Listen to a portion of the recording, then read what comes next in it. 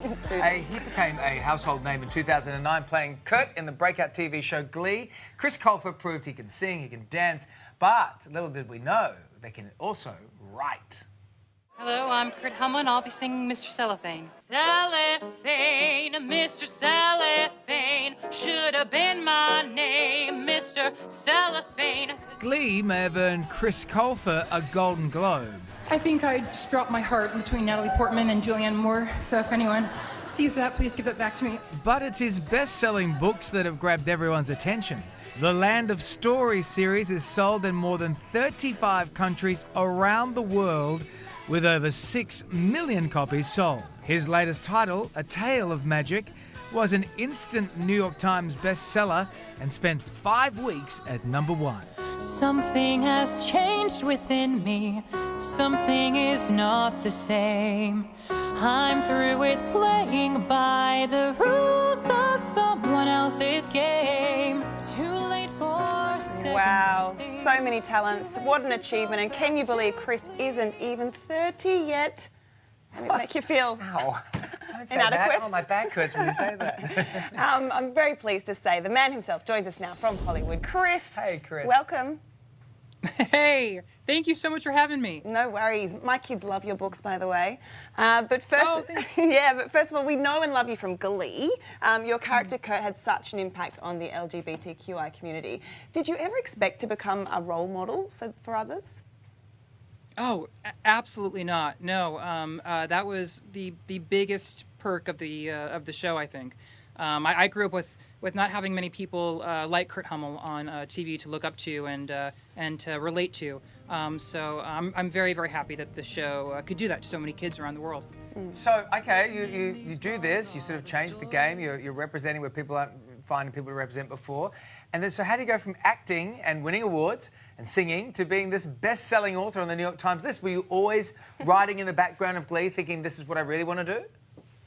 I was actually, yeah. I used to write my first book. The first book in the Land of Stories series was written entirely beneath the floor of the stage when we went on our big world tour. Wow. Or at least most of it was. And then I wrote the majority of the series in between scenes, and like you said, in the corner of sound stages.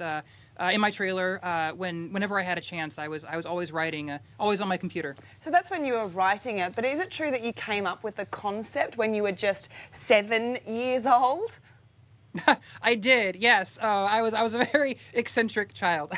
Wow. But yeah, the Land of Stories first came to me when I was a kid. I loved fairy tales, and my mom used to read fairy tales to me every night before I went to bed. And I had all these questions about the characters and their motivations, and so my mom got tired of answering my questions and told me, well, Wow. you know, if you have so many questions, just write your own fairy tale book. Did your mum ever love I making? did. Sorry, did your mum ever love making them up? Because is that what kind of spurred it in you? You know, because my kids love that. Yeah. She would sometimes. I think she would actually, say, "Oh, well, why do you think the evil queen in Snow White is so vain?" And that really got the juices flowing. And I had such a good time coming up with stories and backstories for the classic Brothers Grimm characters that I just started writing it down. And years later, when I was on Glee, I got a chance to do a book, and I'm so glad I did, because it's really worked out. Mm-hmm. Yeah, it's really worked out. I mean, now Disney's going to make it into a movie. Let's just say that's a franchise / universe. What is your involvement in this, or do you have no involvement? I'm pretty involved as of right now. The plan is that I'm going to. I've written the script, and the plan is that I'm going to direct and produce it. Wow. So we're just waiting for because it was originally with 20th Century Fox, and then Disney bought 20th Century Fox. Of So course. we're waiting for the merger to settle down, so we can hopefully start production very soon. Now, you were sharing those beautiful memories of your mum with us just then, who has sadly passed, but she says she will visit the film set in spirit. How will you, just explain that Yes. to us, and how do you know that it's her?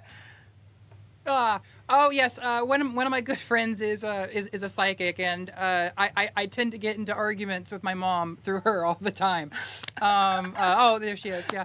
But yeah, she said that whenever I was on set and I saw a video monitor flicker to know that it would be her saying hello, and I instantly said, "Can you pick a different sign because I'm going to need those to work." And don't think her spirit was too happy with me. I'm sure she was very, very proud of you. Your latest book, A Tale of Magic, is your 15th novel. How old are you again? 29. 29. 15th novel, you're 29. 29. How do you keep coming up with these concepts? Do they just keep coming to you? I mean, is this just, you're so in the zone now that it just keeps rolling out? They do, and thank God they do.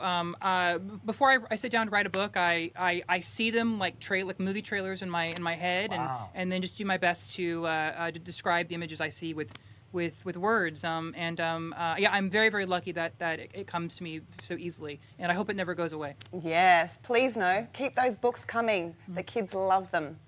Congratulations on all of your accomplishments. I'm sure there'll be plenty more to come. Thanks, Remember us when you're a thank big you. time Hollywood director.